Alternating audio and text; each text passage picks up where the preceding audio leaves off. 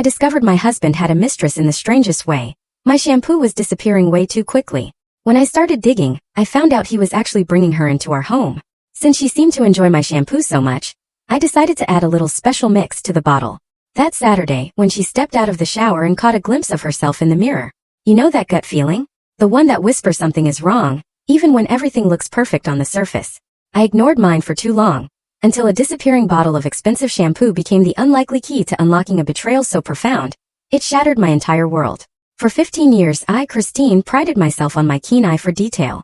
I could tell if Dylan, my husband, had a rough day just by the way his keys landed on the counter. I noticed the neighbor's cat had kittens before anyone else on the block. So, when my expensive luxury shampoo and conditioner started vanishing faster than usual, I definitely noticed. One Wednesday morning, standing in the shower, I frowned, tilting the sleek purple bottle. The thick, luxurious liquid barely coated my palm. I'd bought this bottle just 2 weeks ago, and it was nearly empty. At $58 a bottle, this wasn't just annoying. It was an expensive mystery. As water cascaded down my back, the familiar scent of lavender and jasmine filled the steamy bathroom. I'd splurged on this brand, a small luxury I allowed myself. Dylan sometimes commented on my unnecessary expenses, but honestly my hair felt like silk, and at 38 with hints of gray appearing, I felt entitled to an indulgence or two. What made it truly bizarre was that Dylan couldn't possibly be using it. My husband of 15 years had lost most of his hair by his mid-30s. Now at 43, what little remained he kept closely shaved. His gleaming scalp needed nothing more than regular soap. He often joked he at least saved money on hair products. A silver lining to premature baldness, he'd say. I rinsed my hair, stepped out, and wrapped myself in a fluffy towel, my intelligent green eyes, magnified by my glasses, staring back at me from the mirror. Dylan was in the kitchen, already dressed in his charcoal suit, sipping coffee from his favorite mug. The one I'd given him for our 10th anniversary. He barely looked up as I poured my own cup. Dylan, have you noticed anything strange about the bathroom supplies lately? I asked casually, stirring honey into my coffee. His fingers paused over his phone screen. Strange how? My shampoo is almost gone already. I just bought it 2 weeks ago, and it should last at least a month. I watched his face carefully. There was a slight tightening around his eyes. Maybe you've been using more than you realize, he replied, still not meeting my gaze. Or maybe there's a leak in the bottle. I took a slow sip. Maybe. I let the word hang there. It's just odd because it's happening with my conditioner too. And you obviously don't use either. Dylan finally looked up, his expression briefly unreadable before he shrugged. I don't know what to tell you, Chris. Maybe check if the bottles are cracked. He quickly drained his coffee, stood up. I should get going. Big client meeting today. He leaned down to kiss my cheek, a perfunctory gesture that had replaced the passionate kisses we once shared. Don't wait up tonight. I might have to work late again. Third time this week, I observed mildly.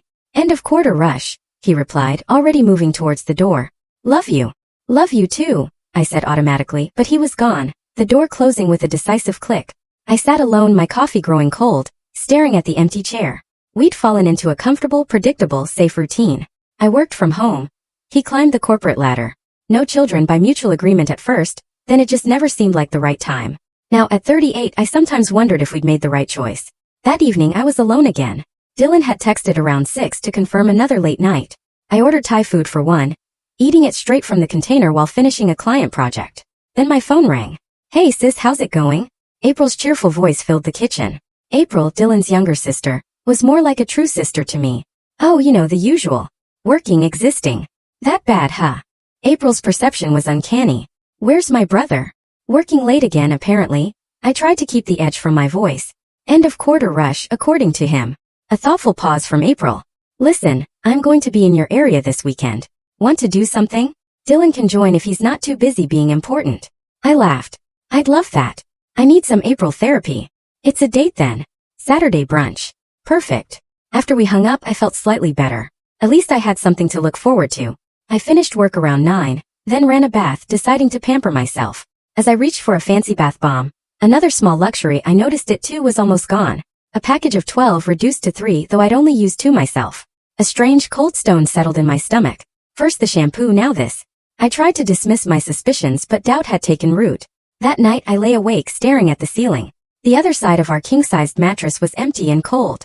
Dylan had texted at 11, saying he'd crash at a hotel near the office. Logical, reasonable. And yet my thoughts drifted to the shampoo, the bath bombs, the late nights, the distracted kisses. Small things really. Nothing concrete, nothing worth confronting him about. But together they formed a picture I wasn't ready to see clearly. Tomorrow I vowed I'd look for more clues. Tomorrow I'd pay closer attention. Tomorrow, I'd either confirm my suspicions or put them to rest for good. I didn't fall asleep until after midnight, and my dreams were filled with empty bottles and closed doors just out of reach. The next morning, I woke to the sound of the shower. Dylan was home, having arrived while I was asleep. 6:35 a.m. Unusually early for him. I lay still listening, imagining him under the spray washing away. What? Long hours? Or something else? When he emerged 20 minutes later, a towel wrapped around his waist, he seemed surprised to see me awake. "Morning," he said, a smile that didn't quite reach his eyes. "Sorry if I woke you." "It's fine," I replied, watching him select a navy suit. "How was your hotel?" "Fine, nothing special. Just crashed and got up early to come home and shower before my 8 a.m. meeting."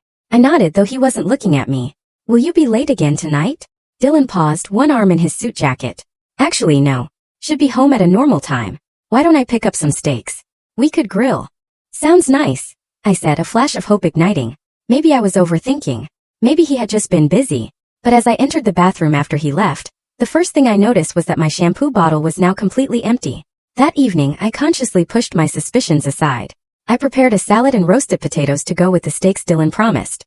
I even opened a bottle of our favorite Cabernet Sauvignon. By 6:30, the table was set with our wedding china, something we hadn't used in months. Dylan arrived promptly at 7, paper bag from the butcher shop in hand, greeting me with a more genuine smile than I'd seen in weeks. "Wow, you went all out," he commented, surveying the dining room. "Thought it would be nice," I replied, accepting his kiss. "It's been a while since we've had a real dinner together." For 2 hours we almost felt like our old selves. Dylan told stories about office politics, I shared anecdotes about my latest client, and we finished the bottle of wine. No mention of late nights, empty shampoo bottles, or hotel stays. By the time we were clearing dishes, I had nearly convinced myself my worries were unfounded. Nearly. As Dylan loaded the dishwasher, a chore he only performed when in an exceptionally good mood, his phone buzzed on the counter. I wouldn't have paid it any attention, except for the way he lunged for it, snatching it up before the screen could fully illuminate. "Work?" I asked casually, wiping down the countertop. "Yeah," he muttered, fingers flying. "Just a quick question about tomorrow's presentation." I nodded, saying nothing more. But the seed of doubt, now watered, continued to grow. Later that night, I awoke to darkness. The digital clock read 2:17 a.m. Dylan's soft snores came from beside me, his back turned. Unable to sleep, I slipped out of bed and padded quietly to the kitchen for water. Passing through the living room, I noticed Dylan's suit jacket draped over the arm of the sofa, his phone peeking from the inner pocket. I hesitated, my throat suddenly dry for reasons unrelated to thirst. I'd never been the type to snoop. We trusted each other, or at least we were supposed to. But the empty shampoo, the late nights, the way he'd grabbed his phone earlier. Before I could second-guess myself, I reached for the device. The screen lit up, revealing a lock-screen photo of us from our Hawaii vacation 3 years ago. Happy, sun-kissed faces smiled back. I tried my birthday as the passcode, the same one he'd used for years, but the phone remained locked. I tried our anniversary date. Nothing. Frowning, I pressed my thumb against the fingerprint scanner, a method that had always worked before. Access denied. I stared at the screen in disbelief. Dylan had removed my fingerprint. When? Why? I returned the phone exactly as I'd found it and retreated to the kitchen, my hands shaking slightly as I filled a glass from the dispenser. The cold liquid did nothing to dispel the lump in my throat. 15 years of marriage and open phone policy, no secrets. Until now. The next morning I woke to an empty bed and a text. Head to work early. Dinner at 7. I'll pick up Italian. Normal, ordinary. As if nothing had changed. But everything had changed. I felt it in the hollow growing in my chest, in the suspicions I could no longer ignore. I needed proof, either to confirm my fears or hopefully to put them to rest. After a shower, during which I noted with grim satisfaction that Dylan had replaced my empty shampoo bottle with a new one, I dressed carefully. I had a plan forming, though each step made my stomach clench with anxiety. At the upscale beauty supply store, I bought an identical bottle of my shampoo and conditioner. The sales associate recognized me. "Back so soon? Didn't you just buy these 2 weeks ago?" I forced a smile. "They're just so good. I'm going through them faster than expected. Actually, I'm thinking of getting some for my sister as a gift. Do you have any recommendations for similar products I could try?" As she chatted enthusiastically, my mind raced.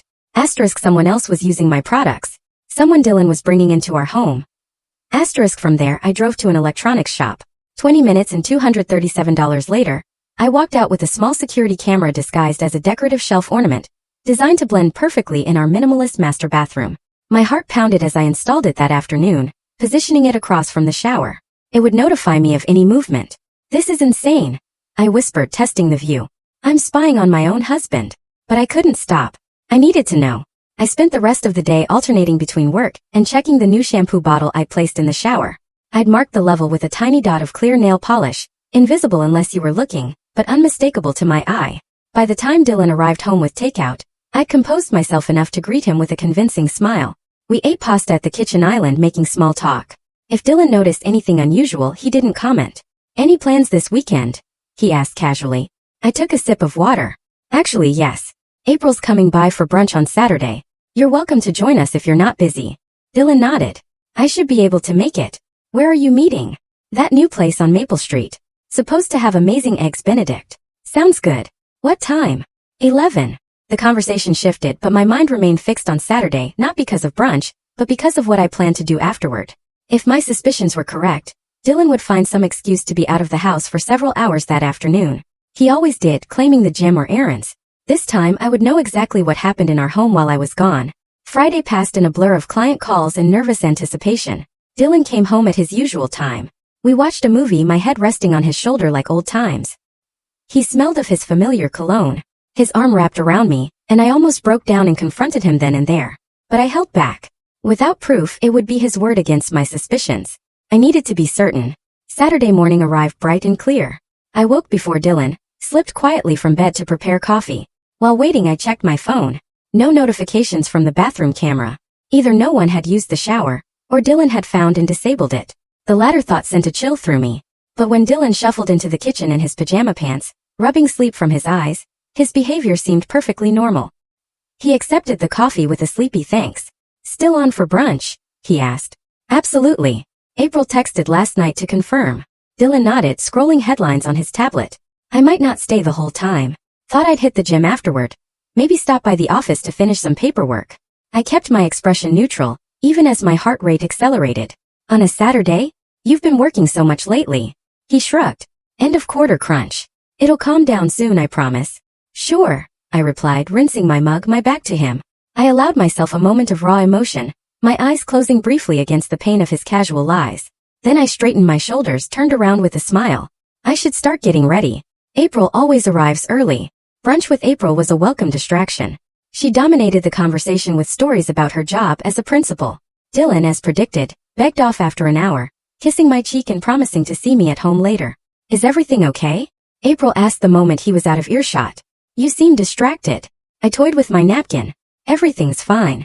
Just busy with work. April's skeptical expression said she didn't believe a word. But she didn't press. Well, if you need to talk, I'm here. No matter what. Those words, no matter what, nearly broke my composure. Instead, I changed the subject, asking about her latest dating disaster. 2 hours later, I said goodbye to April with a tight hug, promising to call. Then, instead of heading home, I drove to a coffee shop 3 blocks from our house, ordered an Americano, and opened my laptop as if settling into work. In reality, I was watching the security camera feed on my phone hidden behind my computer screen. For over an hour, nothing happened. The bathroom remained empty. I was beginning to think I had been wrong after all. Then a notification pinged. Motion detected. My fingers trembled as I tapped the alert, and the live feed filled my screen. Someone was entering the bathroom. Not Dylan. A woman. Young, blonde, stunning. She moved with the confidence of someone familiar with the space, setting a designer purse on the counter before beginning to undress. I watched frozen as the stranger, who couldn't be more than 28 or 29, stepped into the shower and reached directly for my new bottles of shampoo and conditioner. The betrayal, now confirmed beyond any doubt, hit me like a physical blow. I couldn't breathe, couldn't think.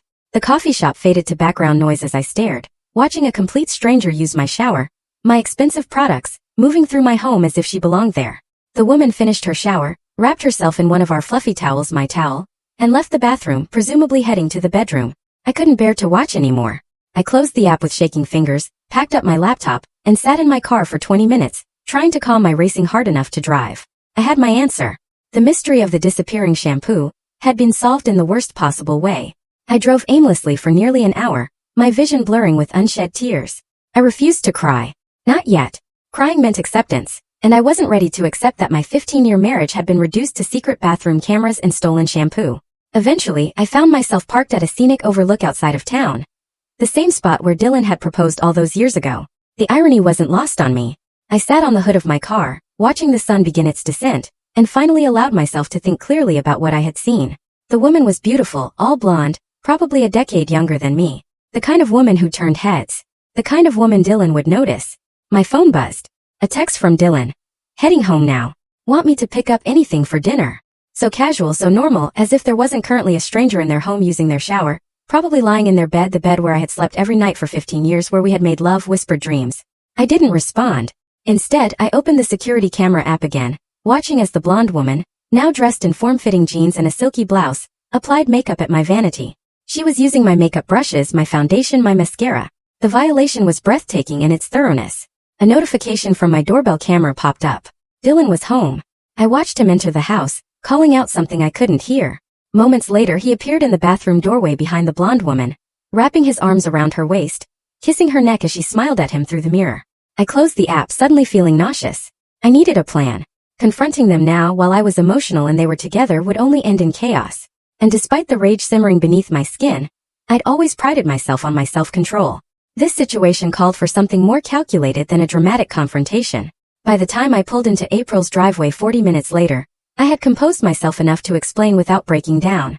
April answered the door in sweatpants, her expression shifting from surprise to concern as she took in my pale face. I need to stay here tonight, I said simply. And I need your help. Inside, seated at April's kitchen counter with a glass of whiskey neither of us normally drank, I showed her the video footage. April's face cycled through shock, disgust, and finally a cold anger I'd never seen before. That absolute bastard, April whispered, her knuckles white around her glass. In your house. In your bed. She looked up, eyes flashing. Tell me what you need. Anything. I need somewhere to stay this weekend, and I need to go shopping tomorrow. My voice was steadier than I expected. I have a plan. April didn't ask questions. She simply nodded and showed me to the guest room. As I lay in the unfamiliar bed that night, my phone buzzed repeatedly with texts and calls from Dylan, each more concerned than the last. Where are you? Are you okay? Please call me when you get this. Chris, I'm getting worried. Please let me know you're safe. I sent a single text in response. Staying at a friend's. Need some space. We'll call tomorrow. His reply came instantly. Is everything okay? Did something happen? The audacity almost made me laugh. Did something happen? Only the complete destruction of our marriage, our home, our life together. Only the revelation that the man I had loved and trusted for 15 years had been bringing another woman into our bed. Everything's fine, I wrote back. Just needed a break. Good night. I turned off my phone before he could respond again. Sunday morning found April and me at a beauty supply store, examining the selection of hair products. Are you sure about this? April asked, picking up a box of platinum blonde hair dye. It seems extreme. I'm sure, I replied, adding a bottle of industrial strength hair removal cream to our basket. He brought her into our home, used her to humiliate me, called me a fool in my own house. My voice remained calm, but April recognized the dangerous glint in my eyes. I just don't want you to do something you'll regret, April said carefully. I gave her a sideways glance. The only thing I regret is not realizing sooner what was happening right under my nose. I picked up a bottle of color stripping solution and added it to our growing collection. Besides, I'm not hurting anyone. I'm just improving my shampoo. By Sunday afternoon, I had created my special concoction, carefully mixing the hair removal cream and color stripper into my expensive shampoo and conditioner bottles, making sure to preserve enough of the original product to maintain its distinctive scent and texture. April's guest room bathroom now smelled like a hair salon, but the resulting mixture looked perfectly normal in the bottles. What now? April asked as we sealed the containers. Now we wait. I checked my phone, which I had finally turned back on, to find 17 missed calls and over 30 text messages from Dylan. The most recent, sent an hour ago, informed me that he would be working late tonight and would see me tomorrow. I knew exactly what that meant. He was giving the blonde woman one more night in our bed before I returned home. Perfect. On Monday morning I hugged April goodbye. Are you sure you don't want me to come with you? April asked. I'm sure. This is something I need to do alone. I loaded my bag into my car and checked my appearance in the rearview mirror. Despite everything, I looked surprisingly good. Dark hair shining, green eyes clear behind my glasses, chin held high. Whatever happened next, I would face it with dignity. The house was empty when I arrived home, Dylan having already left for work.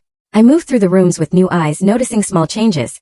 A different arrangement of pillows, a wine glass in the dishwasher not from our set, a faint unfamiliar perfume lingering in the air. I unpacked, then methodically stripped the bed, stuffing the sheets into the washing machine with twice the normal amount of detergent.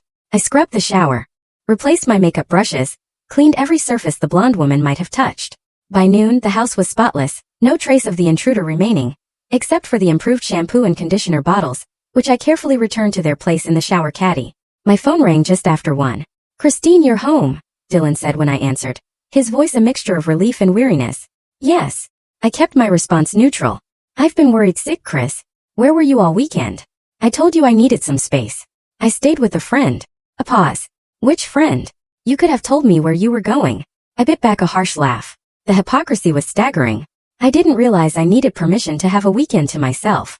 That's not what I meant, Dylan backpedaled quickly. I was just concerned. You've never disappeared like that before. People change, I replied evenly. Are you coming home for dinner tonight? The abrupt change of subject seemed to throw him. Yes. I should be home by 6. Good. I'll cook something. After hanging up, I sent a text to April. Operation Shampoo is a go. He'll be home tonight, but I'm guessing she'll visit while I'm at my dentist appointment tomorrow afternoon. April's response came quickly. Be careful and call me if you need anything.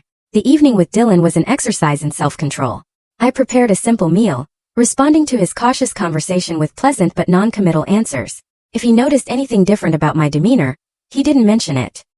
He seemed relieved that I wasn't questioning his weekend activities or my own absence, taking my apparent forgiveness at face value. I missed you, he said as we cleared dinner dishes, attempting to pull me into an embrace. I allowed a brief hug before stepping away. I have a headache. Think I'll turn in early tonight. Disappointment flashed across his face, but he nodded. Of course. Get some rest. In bed, I lay with my back to him, listening to his breathing slowly even out. When I was certain he wouldn't wake, I carefully reached for his phone on the nightstand. As expected, it was still locked. My fingerprint no longer recognized. But now I had a different approach. Gently lifting his hand, I pressed his thumb against the sensor. The phone unlocked instantly, revealing a home screen with several notifications. I navigated to his messaging app, looking for conversations with unknown numbers or suspicious contact names. I found what I was looking for under a contact labeled BM Photography, clearly a thinly veiled reference to a Brittany McAllister. The most recent exchange had been that morning. Dylan, she's back home. Not sure what's going on, but she seems fine. Almost too fine. Brittany. Did she say where she was all weekend? Dylan, just with a friend. Didn't push it. Brittany, smart. Are we still on for tomorrow? Dylan, yes. She has a dentist appointment at 2 o'clock. Should be gone for at least an hour. Brittany. Perfect. Miss you already. Last night was amazing. Dylan, it was. See you tomorrow, beautiful. My stomach churned, but I forced myself to keep reading, scrolling up through days of messages. Intimate exchanges, explicit photos, plans for their meetings. I found the conversation from the day I had first discovered the shampoo issue. Brittany. So the dummy finally noticed her fancy shampoo disappearing. Dylan. Yeah, mentioned it this morning. Told her maybe there was a leak in the bottle. Loyal Brittany. Well, it is amazing shampoo. My hair has never looked better. Worth every penny she paid. The casual cruelty took my breath away. They weren't just having an affair. They were laughing at me, mocking me in my own home, using my things, sleeping in my bed. And all the while, Dylan had been playing the role of devoted husband, kissing my cheek, asking about my day, sleeping beside me after spending the afternoon with his mistress. Carefully, I placed the phone back exactly as I had found it, and returned to my side of the bed. Sleep wouldn't come, but that was fine. I had confirmation now. And tomorrow, while I pretended to be at a dentist appointment, Brittany McAllister would receive a surprise that would make her regret ever touching my shampoo. The next day unfolded according to plan. I left the house at 1:45 p.m., telling Dylan I had a 2 p.m. dental cleaning. Instead of driving to the dentist, however, I parked at a coffee shop with a clear view of our street, watching through my car window as a sleek silver convertible pulled into our driveway at precisely 2:15 p.m. Brittany stepped out, sunglasses perched on her perfect blonde hair, a small overnight bag in hand. She let herself in with a key Dylan must have given her, and disappeared inside. I waited, sipping my coffee as the minutes ticked by, imagining the scene playing out in my bathroom, the shower turning on, the expensive shampoo being poured into a palm, the luxurious lather, the blissful ignorance. At 3:30 p.m., I drove home, timing my arrival for when Dylan would expect me back. I parked, noting with satisfaction that the silver convertible was gone. Perfect timing. Dylan was in the kitchen, seemingly engrossed in his laptop. How was the dentist? He asked without looking up. Fine, I replied, hanging my purse on the hook. The usual cleaning. No cavities. Good, he mumbled, eyes still fixed on his screen. I moved through the house with casual purpose, noting the subtle signs of Brittany's visit. A damp towel hung slightly askew, the faint scent of unfamiliar perfume. In the bathroom, I checked the shampoo and conditioner bottles. Both had been used, the levels noticeably lower. The trap was sprung. Now all I had to do was wait for the results. The effects of my special shampoo formula didn't take long to manifest. The very next morning, while I was preparing breakfast, my phone chimed with a notification from the bathroom security camera. I had almost forgotten I'd left it running. Excusing myself, I checked the footage to find Dylan on the phone. His voice hushed but clearly agitated. What do you mean, emergency? Can't you just wear a hat? A pause as he listened. That bad? Are you sure it's not just, I don't know, an allergic reaction or something? Another pause. Okay. I'll come over, but I have to make up some excuse to Christine. Give me 30 minutes. I quickly closed the app and returned to the kitchen, arranging my features into a mask of domestic tranquility just as Dylan entered, his expression tense. Hey, something came up at work. One of the junior associates messed up some client files, and I need to go sort it out. On a Wednesday morning? I raised an eyebrow, the picture of innocent confusion. Can't it wait until after breakfast? Unfortunately not. He was already grabbing his keys. It's time sensitive. Not sure how long it'll take. I'll text you. Of course. I nodded, watching him rush out the door without even a perfunctory kiss. Once his car pulled away, I allowed myself a small, satisfied smile. Phase 1 of my plan was complete. Later that afternoon, while working on a client project, I received a text from April. Can you talk? It's important. I called her immediately. You will never believe who I just saw at Meridian Medical Plaza, April said without preamble when she answered. Your husband's little girlfriend, coming out of Dr. Morris's dermatology office wearing the biggest hat I've ever seen and enormous sunglasses. Even with all that, I could tell she was crying. I fought to keep my voice neutral. Really? That's interesting. Christine. April's tone was knowing. What exactly did you put in that shampoo? Just a little hair color remover and some depilatory cream, I replied innocently. Nothing dangerous. Well, whatever it was, it clearly worked. She looked absolutely devastated. April paused. Are you going to confront Dylan now? Not yet, I said, my plan crystallizing further with each development. I need one more piece of evidence first. That evening, Dylan came home late, his expression haggard. He claimed to have spent the day resolving the work crisis, but the faint scent of antiseptic soap clung to his skin. He had clearly accompanied Brittany to her dermatology appointment. Tough day, I asked mildly, setting a plate of dinner in front of him. You have no idea, he sighed, rubbing his temples. Sometimes I think I'm surrounded by incompetence. I hummed noncommittally, watching him push food around his plate. Anyone I know? Dylan's head snapped up, eyes narrowing slightly before his expression smoothed. No, just some junior staff. Not worth discussing. The next few days passed in a strange pantomime of normalcy. Dylan was distant, constantly checking his phone when he thought I wasn't looking. I pretended not to notice, going about my routine with placid efficiency while monitoring the security footage for any sign of Brittany's return. On Saturday morning, I announced casually over coffee. April invited me to spend the weekend at her lake house. Girls' getaway. I thought I'd go. We haven't had sister time in ages. Dylan's response was a touch too enthusiastic. That sounds great. You deserve a break. When are you leaving? After lunch, I replied, noting how quickly he reached for his phone, no doubt to text Brittany the good news.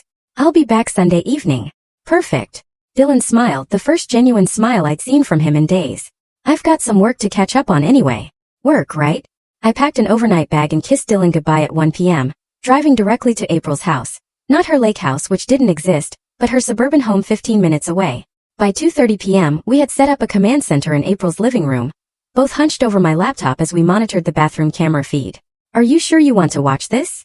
April asked, concern etching her features. It might be difficult. I need to see, I replied firmly. I need to know exactly what's been happening in my house. We didn't have to wait long. At 3:15 p.m., the camera captured Dylan leading Brittany into the master bathroom. Her appearance made both April and me gasp. The formerly luscious blonde hair was now a patchy disaster, large sections significantly thinner than others, and the color a sickly combination of brassy orange and greenish blonde. Oh my God, April breathed. Your concoction did that? I nodded, a mixture of vindication and faint horror washing over me. I hadn't expected quite such dramatic results. On screen, Brittany was clearly distraught, her voice rising as she gestured wildly at her ruined hair. The dermatologist said it was some kind of chemical burn. Do you know how much the treatments are costing me? My agency has already put me on hiatus. I had to cancel 3 shoots this week. Dylan tried to calm her, his hands on her shoulders. Baby, I'm so sorry. We'll figure this out. Maybe Christine found out somehow and tampered with. Don't you dare blame this on me. Brittany jerked away from his touch. I've been using that shampoo for months without any problems. This is your fault. You should have checked it or something. You know how important my hair is for my career. Your career. Dylan's voice took on an edge. What about my marriage? If Christine finds out about us. Oh, please. Brittany cut him off with a harsh laugh. Like you care about your marriage. You've been telling me for months how unhappy you are. How Christine doesn't understand you. How we're going to be together, Once you figure out the finances of the divorce. I felt as though I'd been slapped. Divorce. He had been planning to divorce me, and blaming me for our marital problems to his mistress. On the screen, Dylan was backpedaling. That's not what I meant. Of course I care about my marriage. It's just complicated right now. Complicated. Brittany repeated flatly. Well, let me uncomplicate things for you. I'm not setting foot in this house again until you figure out what happened to my hair. I have a consultation with a specialist in New York on Monday. It's going to cost $5,000, which you're paying for, by the way. $5,000. Dylan's voice rose in alarm. Brittany, be reasonable. Reasonable. Her voice became shrill. Look at me, Dylan. I'm a model. Or I was until your wife's toxic shampoo destroyed my hair. The least you can do is pay for the treatments. April glanced at me. I sat stone-faced as I watched the argument unfold. You okay? She whispered. I nodded once, not trusting myself to speak. On screen, the argument continued to escalate until Brittany stormed out of the bathroom, Dylan following close behind, both disappearing from view. Should we keep watching? April asked after a moment of silence. No, I finally said, closing the laptop. I've seen enough. That evening, while Dylan believed I was enjoying a carefree weekend at a lake house, I sat at April's dining table, methodically sorting through 15 years of financial records I had secretly downloaded from our shared cloud storage. Credit card statements, bank accounts, investment portfolios. I examined everything with the detached precision of an auditor, making notes and highlighting discrepancies. What exactly are you looking for? April asked, setting a cup of tea beside me. Ammunition, I replied without looking up. And insurance. By Sunday morning, I had compiled a comprehensive financial history of our marriage, including several concerning discoveries. A separate checking account Dylan had opened 6 months ago, into which he had been transferring small amounts regularly. Suspicious charges on his personal credit card at high-end restaurants and hotels on days he claimed to be working late. And most damning of all, recent searches in his browser history for divorce laws in our state, and hidden assets during divorce. That bastard was planning to leave you, April said, looking over my findings. And probably trying to hide money before filing. Yes, I agreed, my voice remarkably steady. But he made a crucial mistake. What's that? He underestimated me. I gathered the documents into a neat folder. He forgot that I'm the one who organized our finances for 15 years. I know where every penny is. April studied my composed face. What are you going to do now? Now. I smiled, though the expression didn't reach my eyes. Now I go home and have a long overdue conversation with my husband. When I arrived home Sunday evening, rolling my overnight bag through the front door with deliberate noise, I found Dylan in the living room watching football, an empty pizza box on the coffee table. He looked up with practiced casualness. Hey, how was the lake house? There is no lake house, I replied calmly, setting my purse down. April doesn't have a lake house. Never has. Dylan's expression faltered. What? Then where were you? At April's regular house, watching you and your girlfriend argue about her ruined hair through my bathroom security camera. The color drained from Dylan's face so quickly that under different circumstances, I might have been concerned for his health. He opened his mouth, closed it, then opened it again. No words emerging. Don't bother denying it, I continued in the same calm voice, moving to sit in the armchair across from him. I have hours of footage. Very educational viewing. I particularly enjoyed the part where Brittany mentioned you've been planning to divorce me. Christine, I can explain. Can you? Can you explain why you've been bringing another woman into our home for months? Why you gave her a key to our house? Why you let her use my things? Sleep in my bed? Shower in my bathroom? Dylan ran a hand over his head. A nervous gesture I'd seen countless times. It wasn't supposed to happen like this. I never meant to hurt you. And yet here we are. I crossed my legs, smoothing my skirt with steady hands. Here's what's going to happen now, Dylan. I've compiled a complete record of our finances, including your pathetic attempts to hide money in that new checking account. I've documented every hotel charge, every late night at the office, and every visit Brittany made to our home. I've saved all the security footage to a cloud account that only I can access. Dylan's expression shifted from shock to weariness. What are you saying? I'm saying that tomorrow morning I'll be calling Robert Jenkins. You remember him? My college friend who became a divorce attorney. We're going to have a very interesting conversation about marital assets and infidelity documentation. And then I'm going to file for divorce. Wait, Christine, please. We can work this out. Dylan leaned forward, desperation creeping into his voice. It was a mistake. Brittany means nothing to me. It was just what? A 15-year itch? A midlife crisis? Does it matter? My composure finally cracked, pain flashing across my face. You brought her into our home, Dylan. You let her use my things. You laughed with her about me being too stupid to notice. You planned to leave me while pretending everything was fine. What kind of person does that? Dylan had no answer. his shoulders slumping in defeat. I've already packed some of your clothes, I continued, my professional tone returning. You'll be staying at a hotel tonight. I expect you to be gone when I wake up tomorrow. My lawyer will contact you about arrangements for collecting the rest of your belongings. You're throwing me out? Just like that? Dylan's voice rose in disbelief. After 15 years? No, Dylan. You threw us away. Just like that. The moment you gave another woman a key to our home. I stood, signaling the end of the conversation. By the way, you might want to let Brittany know that the hair loss is likely to get worse before it gets better. The depilatory cream I mixed into the shampoo can continue working for several days. Some effects might be permanent. Dylan's jaw dropped. You did that to her hair on purpose? Consider it poetic justice. She liked my shampoo so much. I simply made her a special blend. I picked up my purse and headed toward the bedroom. Your suitcase is by the front door. I suggest you use it. That night I slept alone in the king-size bed I had shared with Dylan for 15 years. Instead of the emptiness I had expected, a strange sense of peace settled over me. The worst had happened. My marriage was over. My trust shattered. And yet I had survived. Not only survived, but reclaimed my power in a situation where I had been made to feel powerless. As I drifted toward sleep, my phone chimed with a text from April. How did it go? Are you okay? I typed back, he's gone. I'm better than okay. I'm free. And for the first time in months, I slept deeply and dreamlessly, unburdened by suspicion or doubt, or the weight of lies. Whatever came next would be entirely my choice. 1 year later, I stood in the bright, airy kitchen of my new bakery. Sweet beginnings. Carefully piping delicate rosettes onto a 3-tiered wedding cake. Early morning sunlight streamed through the large front windows, casting a golden glow over the pristine work surfaces. The scent of vanilla and freshly baked pastries filled the air. This space, my space, still felt like a dream. After the divorce was finalized 6 months ago, I had used my portion of the proceeds from selling our house to make 2 investments. A charming 2-bedroom cottage on the quieter side of town, and this bakery, which had quickly gained a reputation for the best custom cakes and pastries within 50 miles. That looks amazing, said Megan, the 23-year-old assistant I'd hired 3 months ago. Mrs. Edwards is going to love it. I stepped back to examine my work. I think it needs a bit more shimmer on these petals, I murmured, reaching for edible pearl dust. The bell above the shop door chimed, and Megan glanced at her watch. That's odd. We don't open for another 30 minutes. It's probably April, I replied without looking up. She said she might stop by this morning. But it wasn't April who appeared in the kitchen doorway a moment later. It was Brittany McAllister.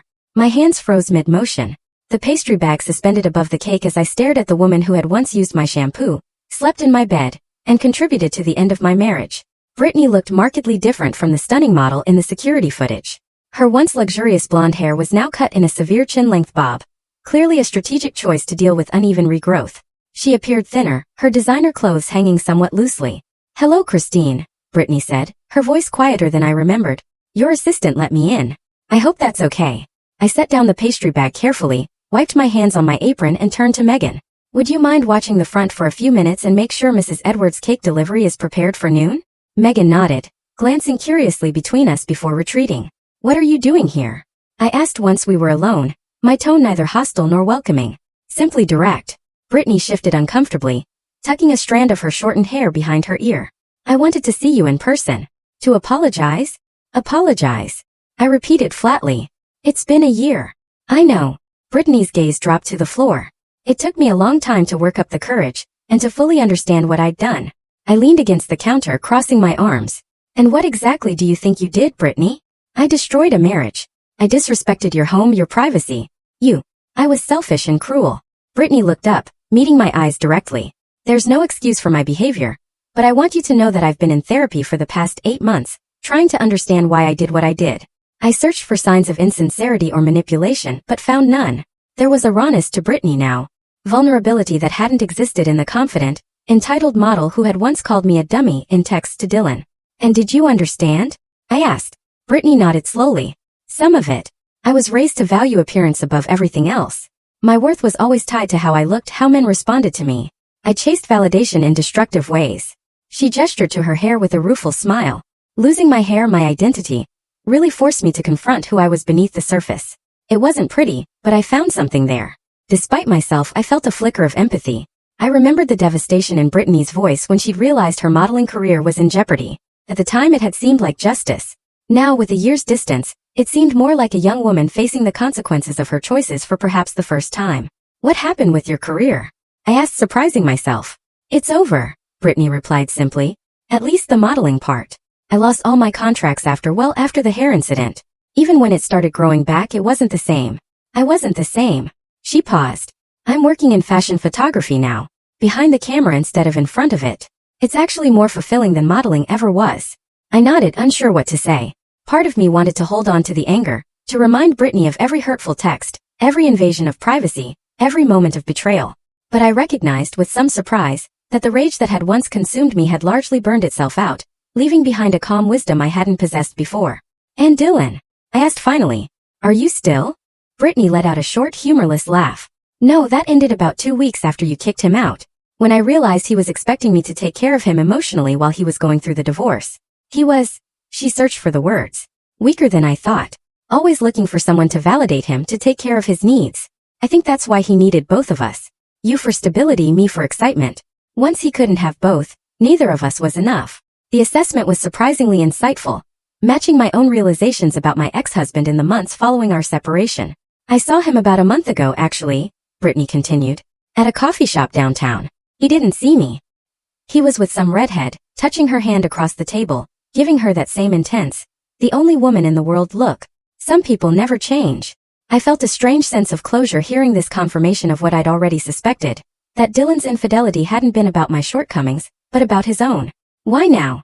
I asked, returning to Brittany's initial purpose. Why come apologize after all this time?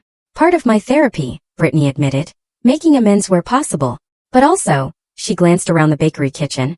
I heard about your success, how you've built this amazing business from nothing.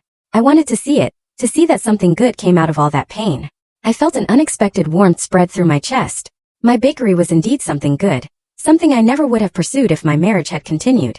In a strange way, the betrayal that had seemed like the end of my world had actually been the beginning of a better one. Would you like some coffee? I found myself asking. I just made a fresh pot. Brittany looked surprised, then grateful. I'd like that. Yes. 20 minutes later, April pushed open the door to Sweet Beginnings, instantly spotting me and Brittany sitting at a small table in the corner of the cafe area, deep in conversation. She stopped short, blinking in disbelief at the sight of her former sister-in-law sharing coffee with the woman who had helped destroy her marriage.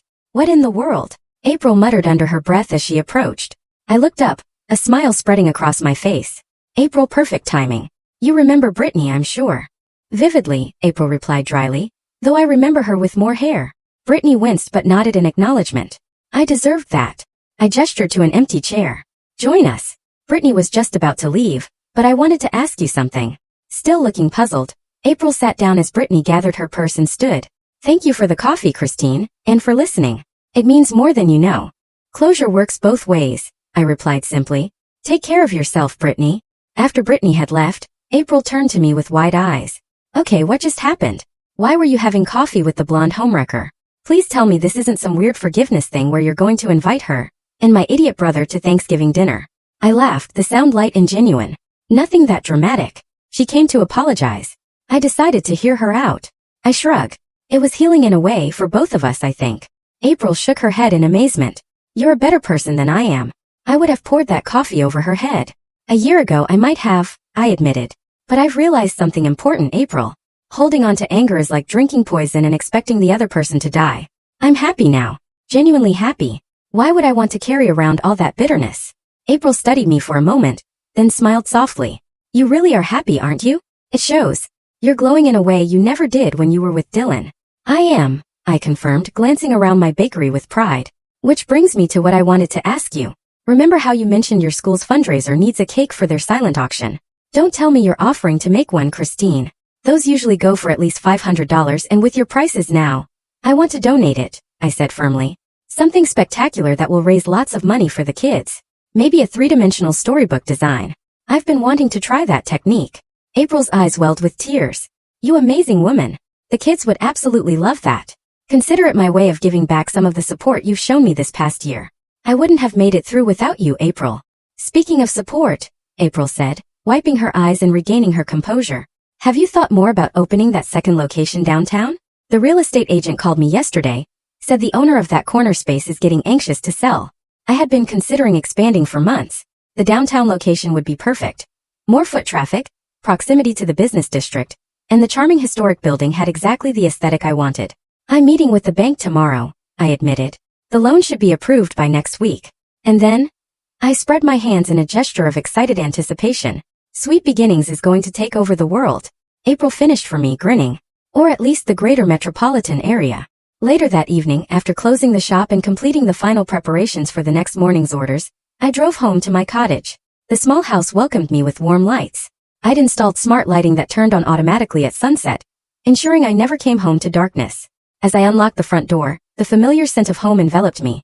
Cinnamon and vanilla that seemed to permanently infuse the air, thanks to my constant baking experiments. The cottage wasn't large or luxurious like the house I'd shared with Dylan, but it was entirely mine, decorated in colors and styles that reflected my personality. I kicked off my shoes and padded into the kitchen, where I poured myself a glass of wine and carried it out to the small back porch. The evening was mild, the garden I planted in the spring now lush with flowers and herbs. I settled into the comfortable porch swing, allowing the gentle motion to soothe me as I sipped my wine and reflected on the day's unexpected visitor. Seeing Brittany again had stirred old memories, but not in the painful way I might have expected.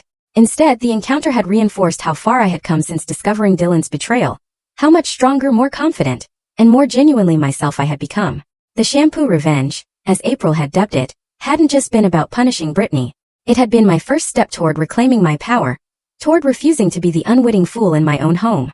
The plan had been calculating, perhaps even cruel, but it had also been necessary. A catalyst for the transformation that followed.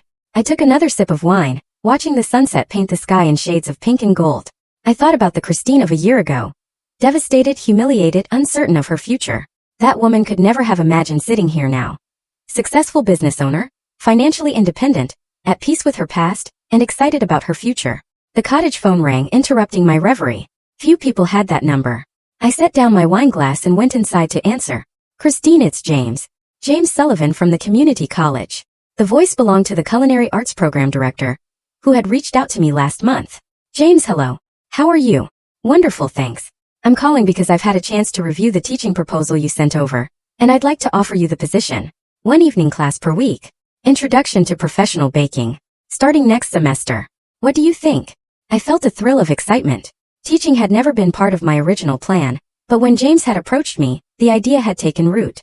Sharing my knowledge and passion, helping others discover their creative potential, seemed like a natural extension of my journey.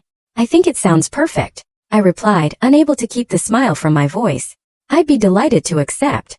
After finishing the call, I returned to my porch swing. Another new beginning, another opportunity to grow. My phone chimed with a text from April. Just heard from my friend at the courthouse. Guess who filed for bankruptcy today?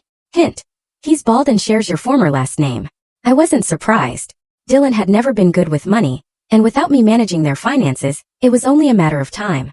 According to April's occasional reports, he'd gone through 3 jobs since the divorce, each ending when his charm wore thin and his mediocre work ethic became apparent. I typed back a simple response. That's unfortunate. Hope he lands on his feet eventually. And I meant it. I no longer wished Dylan ill, though I certainly didn't wish him particularly well either. He simply occupied less and less space in my thoughts, becoming a chapter in my life, rather than a defining aspect of my identity. The swing creaked gently as I leaned back, gazing up at the first stars appearing in the twilight sky. I thought about the woman Brittany had described seeing with Dylan, the latest in what was likely a string of relationships following the same pattern. I felt a moment of sympathy for that unknown redhead who had no idea she was stepping into a role that had been played before. But that was no longer my concern. My life now moved to a different rhythm, one set by the early morning mixing of batters, the precise timing of ovens, the creative challenge of designing cakes that were both beautiful and delicious. By evenings spent reading or gardening or having dinner with friends who valued me for myself, not for what I could provide. As darkness settled fully over my garden, I gathered my empty wine glass and headed inside. Tomorrow would be another busy day at Sweet Beginnings. I moved through my evening routine with practiced ease. As I climbed into bed, I noticed the framed motto I'd hung on the wall when I first moved in. Words that had become a personal mantra. The best revenge is living well. I smiled as I turned out the light. If that was true, and I believed it was, then my revenge was complete and ongoing, sweeter than any cake I could bake, more satisfying than any momentary triumph. In the darkness of my bedroom, in the home I had created for myself, I closed my eyes and fell asleep with the peaceful certainty that the life I was building day by day was exactly the one I was meant to live. Not despite the betrayal that had once shattered my world, but because of how I had chosen to rise from those broken pieces, creating something new and wholly my own. And as for the expensive shampoo that had started it all, I had switched brands entirely. My new favorite cost a quarter of the price and worked just as well. Some luxuries I had discovered weren't worth their cost, but others like independence, self-respect, and the courage to begin again, those were priceless.